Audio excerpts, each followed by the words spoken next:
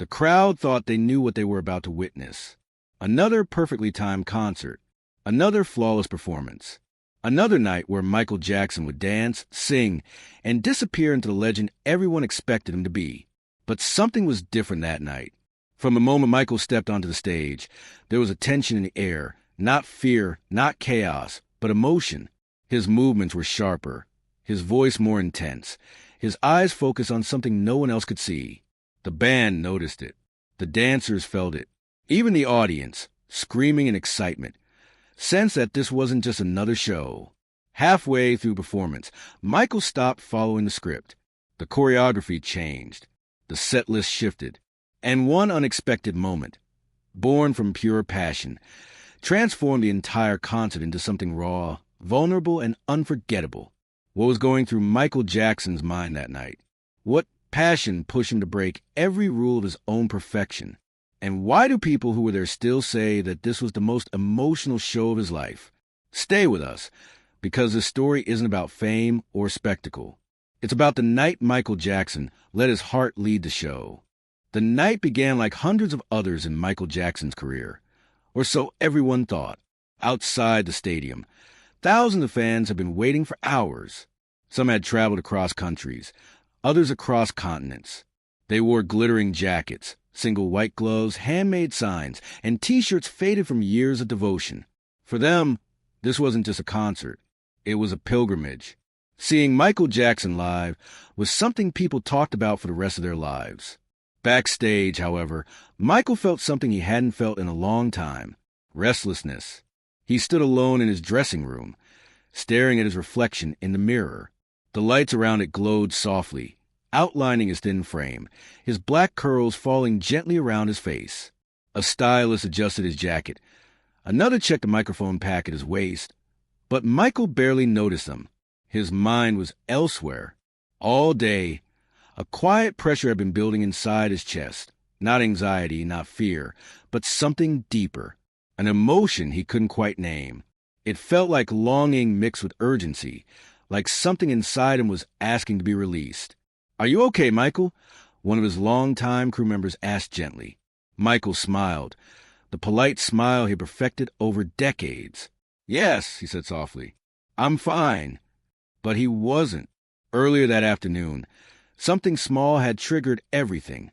A simple moment most people would forget, a photograph he had seen, a melody someone had hummed, a memory he hadn't meant to revisit.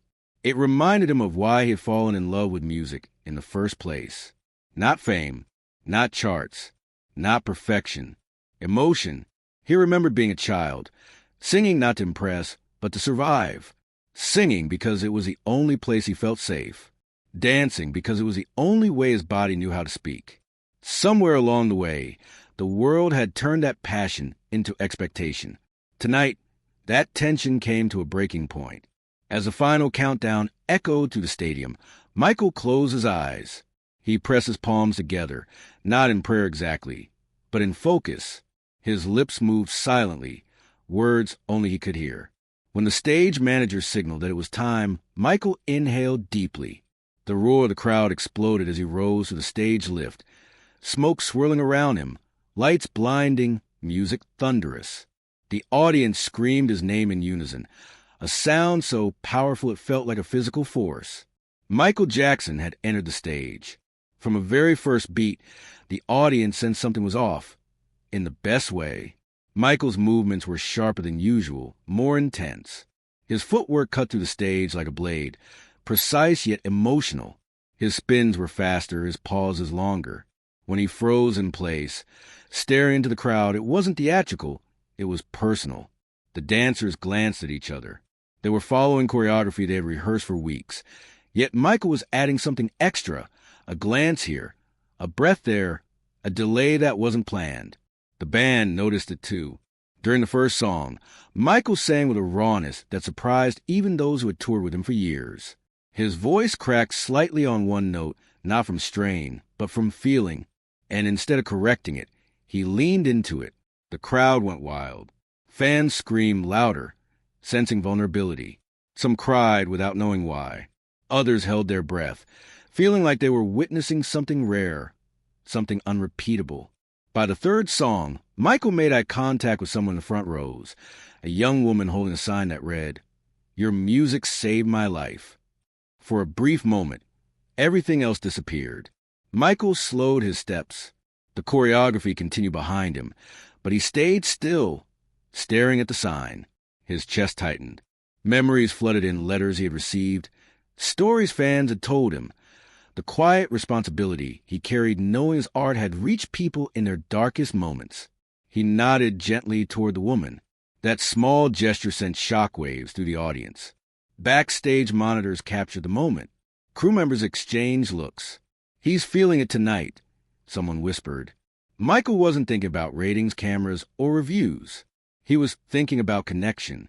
As the set list moved forward, he began to subtly change things.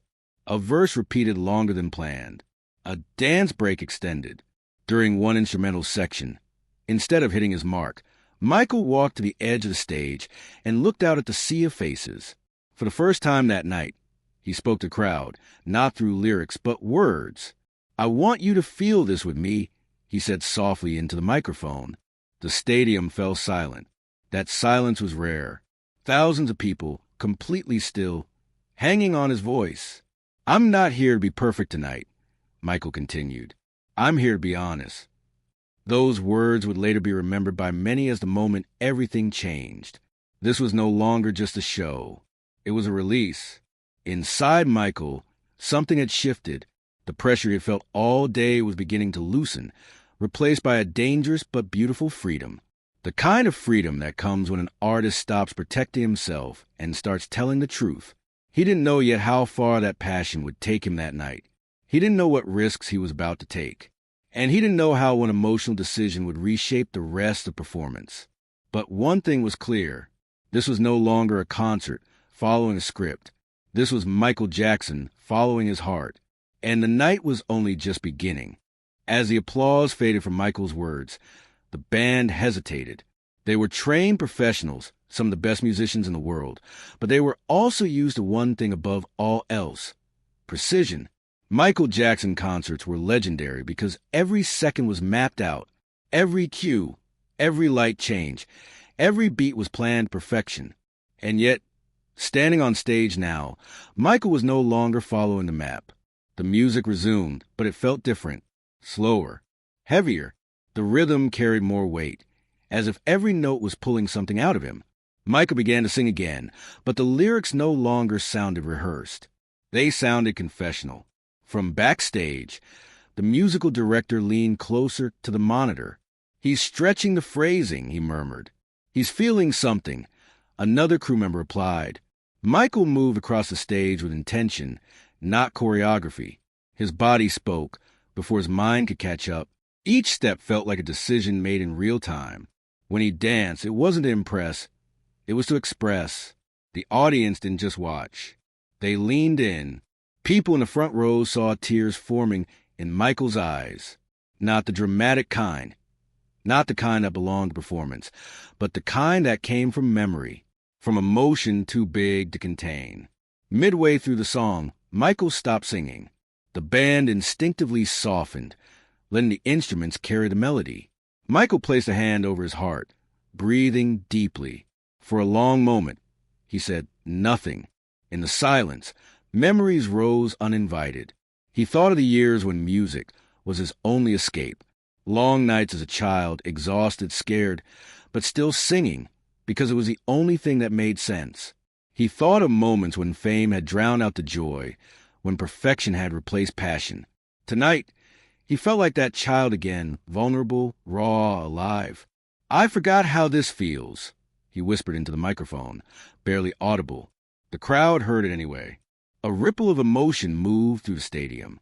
Some fans pressed their hands to their mouths. Others began crying openly. This wasn't part of the show they had paid for. It was something far more intimate.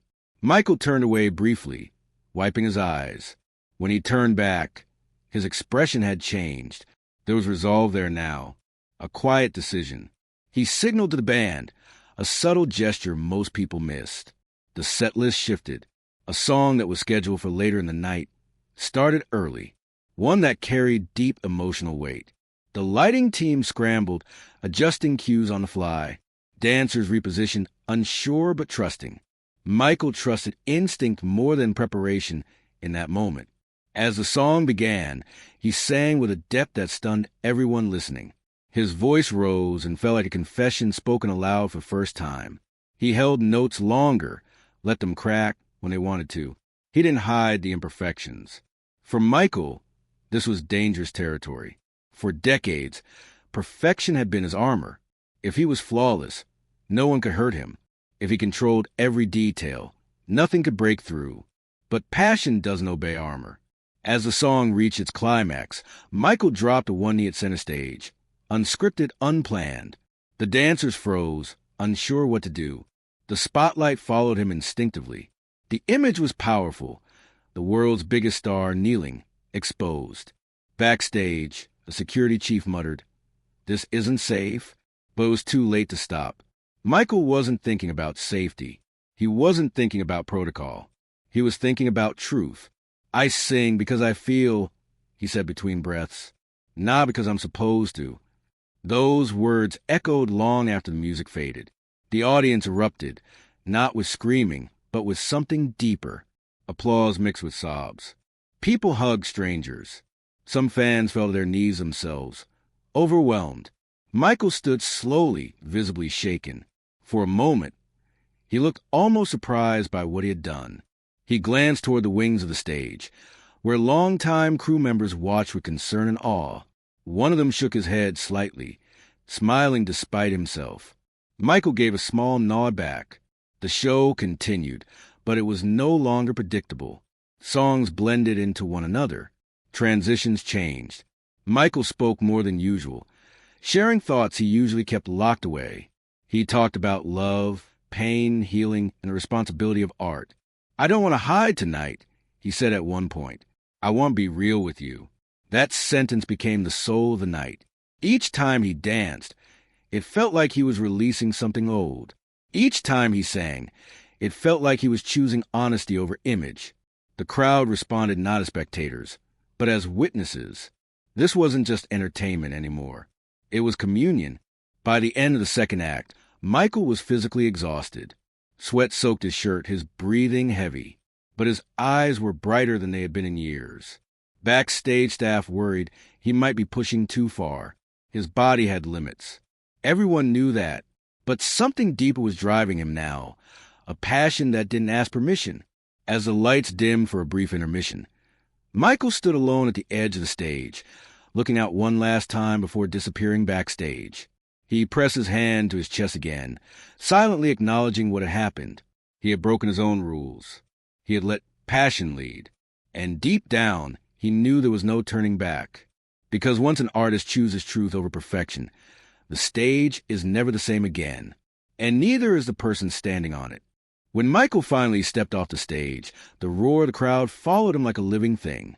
The curtains closed behind him, muffling the sound just enough to make the backstage area feel unreal, like stepping from a storm into a quiet room while the thunder still echoes outside. The moment his feet hit the floor, his body betrayed him. He staggered. A stage manager rushed forward. "Michael, easy." Michael raised a hand, signaling he was fine, though his knees trembled. His chest rose and fell rapidly, each breath sharp, as if his body was catching up to emotions it had been holding back for years. He leaned against the table, head bowed. For a long moment, no one spoke.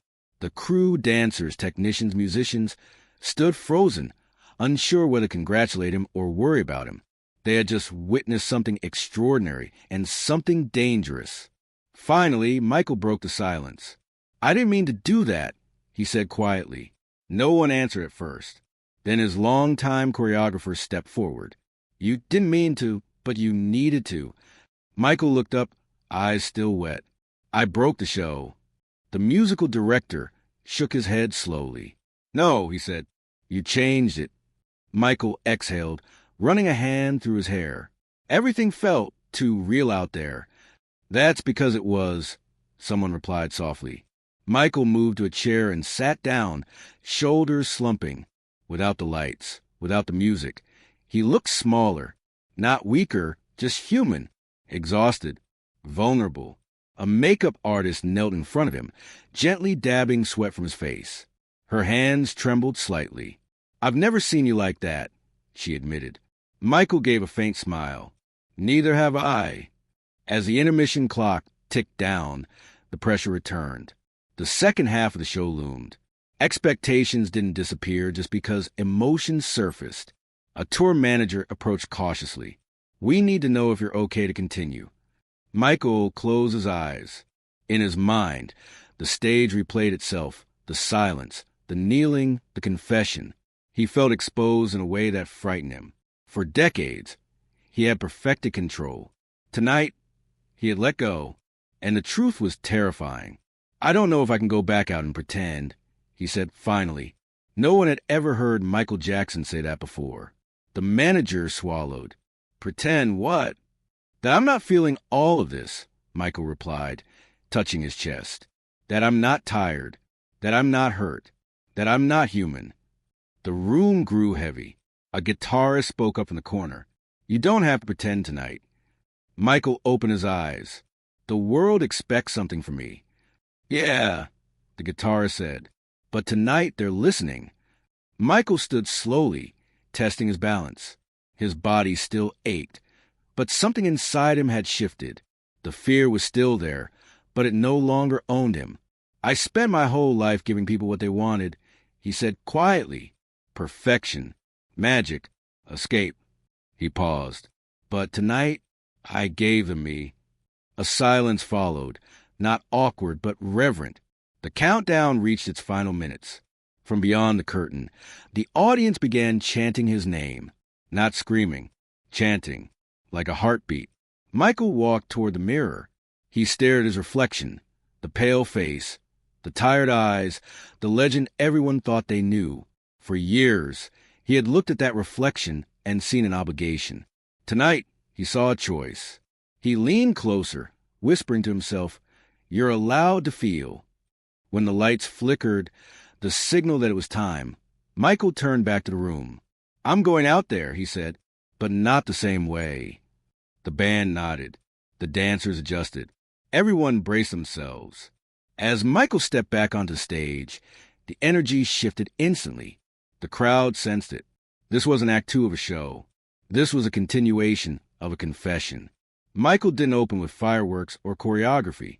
He stood still, microphone in hand, letting the noise settle on its own. When it finally did, he spoke. "I want to thank you," he said, voice steady but soft, "for staying with me, for listening." The crowd erupted, not in chaos, but in understanding. "I don't always know how to be honest on a stage this big," he continued. "But tonight, I'm trying." And then he sang again.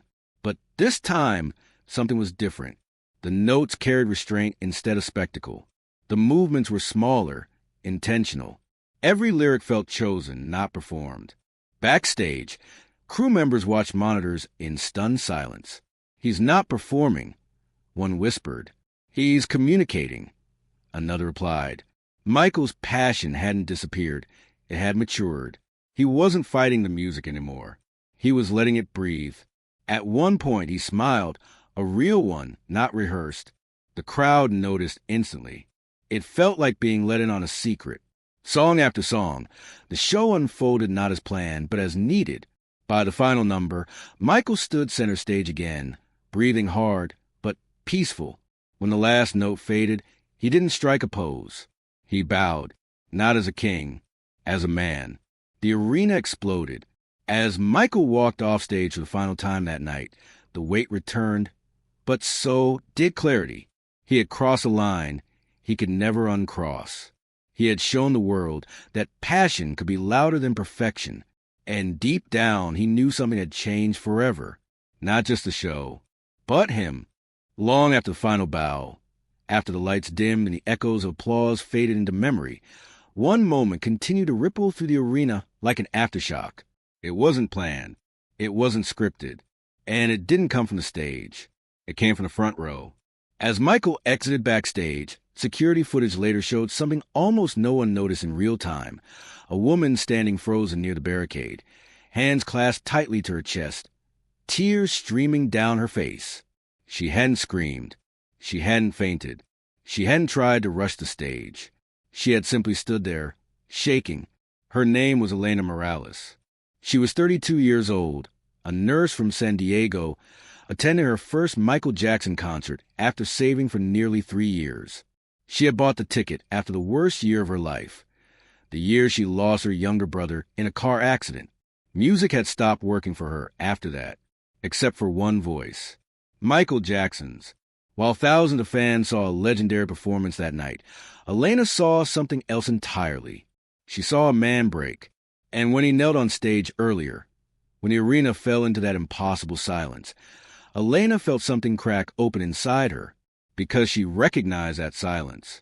She lived in it. After the concert officially ended, most fans slowly made their way toward the exits, buzzing with disbelief, trying to process what they had just witnessed. Elena didn't move. Security noticed her lingering and approached gently. "Ma'am, we need to clear the area." She looked up at him, eyes red, voice trembling. I need to say something." The guard hesitated. To who? To him. The guard sighed. He'd heard this 1,000 times before. But something about her didn't feel frantic or obsessive. She wasn't begging. She wasn't demanding. She was grounded, painfully sincere. "I don't need to meet him," she added quickly. "I just need him to hear one sentence." The guard studied her for a moment, then spoke into his radio. Backstage, Michael was in his dressing room, sitting alone in near darkness. The adrenaline had worn off, leaving behind a deep, bone-heavy exhaustion. He stared at the floor, replaying the night. Did I go too far? Did I scare them? Did I expose something I can't take back? A knock came at the door. "Michael," his assistant said carefully, "there's someone asking to say one thing to you." Michael frowned slightly. "A fan." "Yes, but this one feels different." Michael considered saying no. He was drained, raw, emotionally unarmored. But something inside him, the same instinct that made him kneel on stage, told him not to hide. "Okay," he said quietly. One sentence. Elena was escorted backstage, her legs barely steady beneath her. The hallway felt surreal, quieter than she imagined, warmer, human.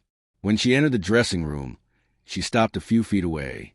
Michael stood slowly. Up close, he didn't look untouchable. He looked tired. Elena swallowed hard. Suddenly terrified she'd forget her words. But when Michael looked at her, not as an icon, but as a person, the sentence came on its own. "You didn't save me tonight," she said softly. "You reminded me I'm still alive." The room went still. Michael didn't respond immediately. He felt the words land somewhere deep, not in his mind, but in his chest. Elena continued, her voice steadier now. "I lost my brother last year. I stopped feeling things. I thought something was wrong with me." She gestured gently toward the stage behind them. "When you knelt, I realized pain doesn't mean you're broken. It means you cared." Tears filled Michael's eyes.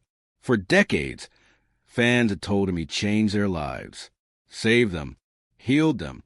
Tonight, someone told him something different, that his honesty, not his perfection, mattered.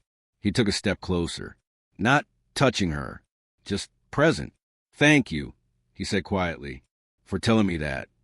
Elena nodded, tears spilling freely now. "Thank you for not pretending." She turned to leave, clearly not wanting more than what she came for. As she reached the door, Michael spoke again. "Wait." She turned. "I want you to know," he said, voice gentle but firm, "that what you felt tonight, that's real. Don't push it away." Elena smiled through tears. "I won't." And just like that, she was gone. Michael stood there long after the door closed. No cameras, no applause, no expectations, just truth. Later that night, Michael sat alone in his hotel room, lights off, city glowing faintly through the window. He replayed Elena's sentence over and over. "You reminded me I'm still alive." For years, he had chased impact through spectacle, through precision, through grandeur. But tonight, impact came through vulnerability, and it terrified him, because it meant he couldn't go back to being untouchable. The next morning, Headlines would speculate. Fans would debate. Critics would analyze. But none of them would know about Elena. None of them would know that one quiet sentence from a stranger grounded him more than any standing ovation ever had.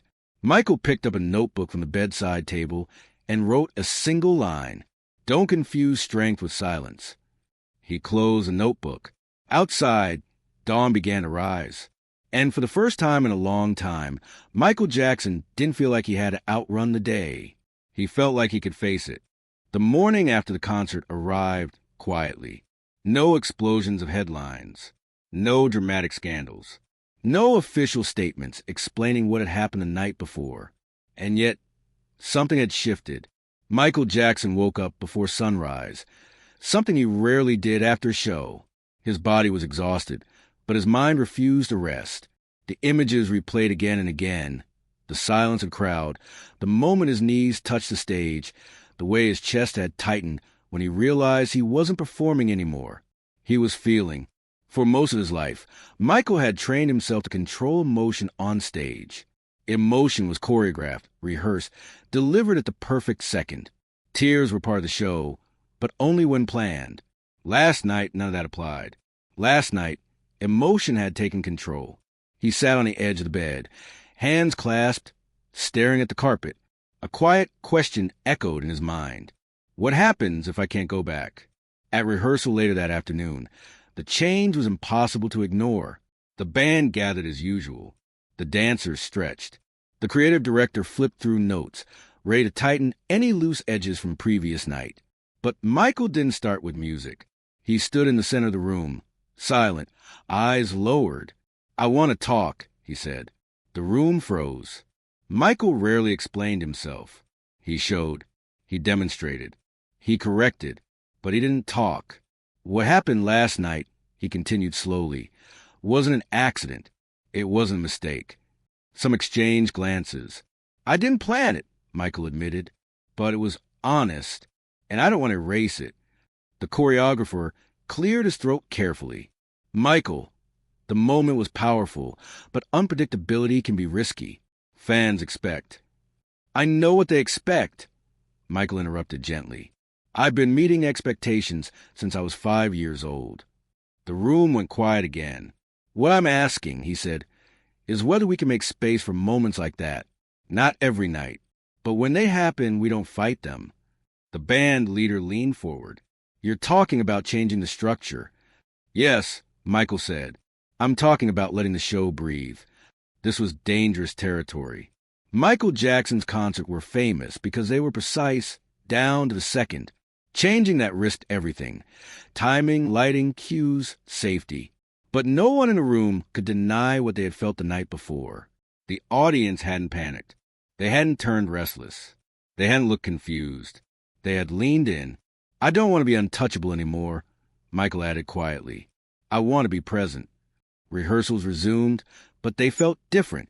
Michael sang slower. He held notes longer. He made eye contact, real eye contact, with the dancers, the musicians, the empty seats in the arena. At one point, he stopped mid-song. Let's try that again, he said. Not perfect, just real. That word, real, echoed through the space. News of the previous night's performance spread quickly through fan communities. Clips circulated. Shaky recordings of the moment Michael knelt in silence. Some praised it as bravery. Others worried he was pushing himself too far. The media couldn't decide what narrative to choose. Was it genius? Was it exhaustion? Was it vulnerability or instability?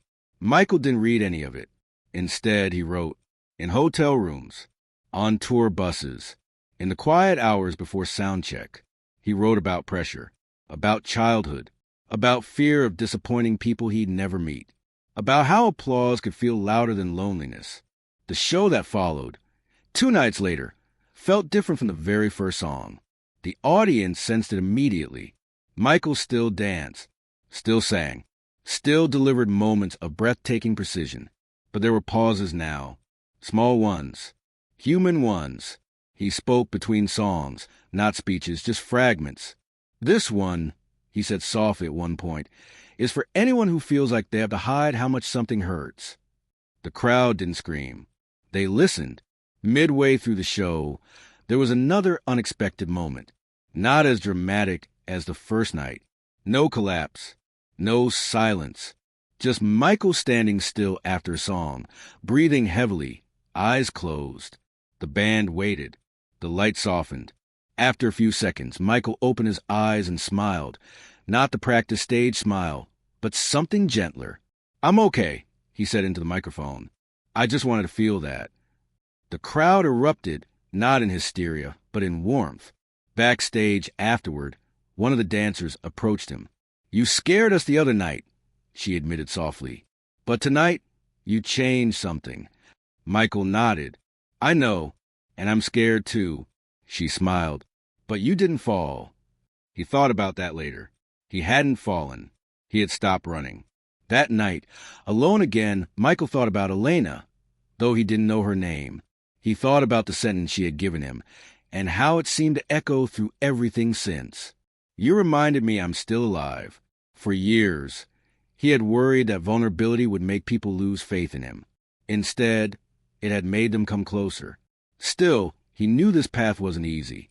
Being real meant being exposed. Being present meant being affected.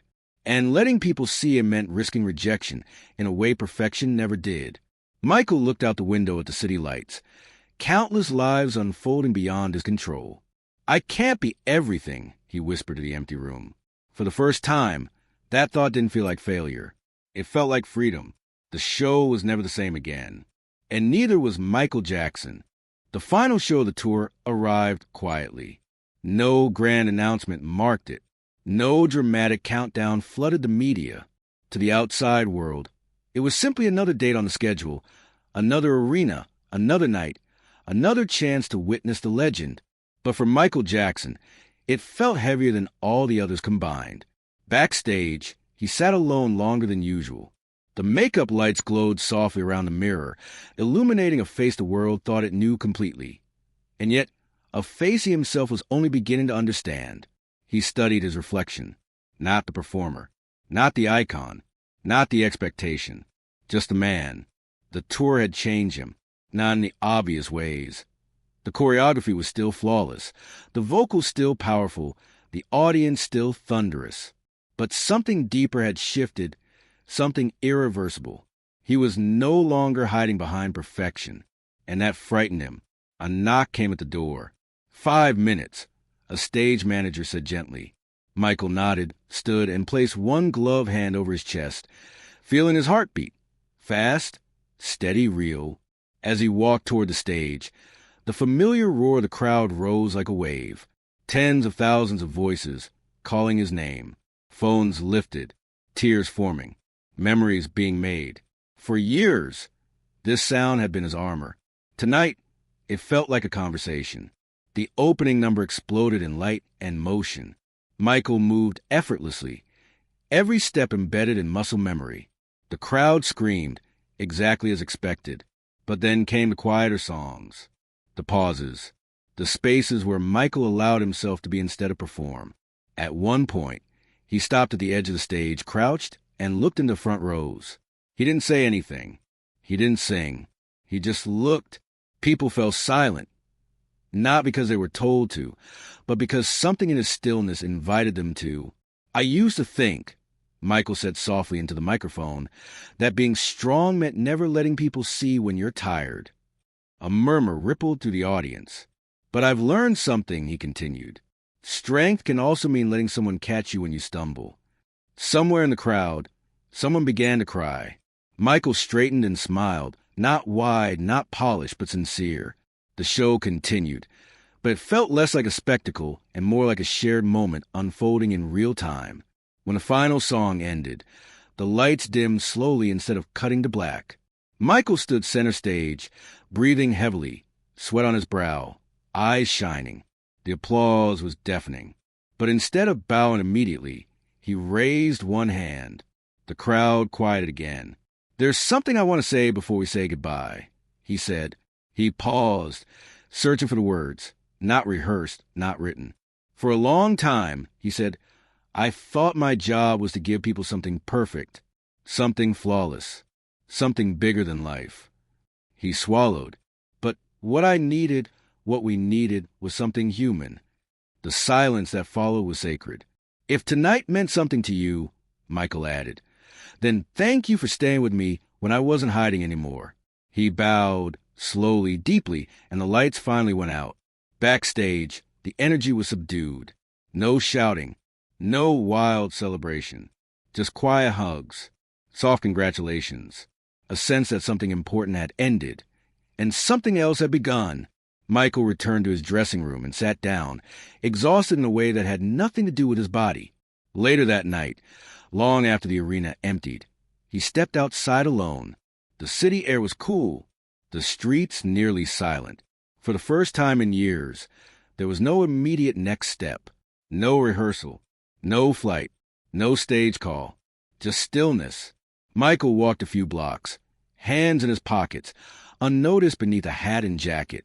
He passed strangers who had no idea they were walking by someone whose music had shaped generations. And he felt, okay, the following weeks were different. Michael canceled several appearances, not out of fear, out of choice. He spent time with his children, sitting on the floor, listening to their stories, laughing without cameras. He visited quiet places. He wrote music without deadlines. Some days, he wrote nothing at all. People speculated. Had he changed? Was he retreating? Was something wrong? But for once, Michael didn't rush to correct the narrative. He was learning how to exist without constant explanation. One evening, alone again, he reread notes he had written during the tour, pages filled with thoughts he had never allowed himself before. One sentence stood out. I don't have to disappear to be loved. Michael closed the notebook and leaned back, eyes closed. For years, the world had taken pieces of him. His childhood, his privacy, his sense of safety. He had given, and given until the giving became his identity. But now, slowly, carefully, he was reclaiming something. Not fame, not control, not perfection. Presence. The moment on stage, the silence, the kneeling, the vulnerability, had not been a breakdown. It had been a turning point. And though no one could know what the future would hold, Michael understood one thing clearly. Whatever came next, he would not spend it running from himself. The lights could go out, the applause could fade. But what remained, the quiet truth of who he was beneath it all, was finally enough.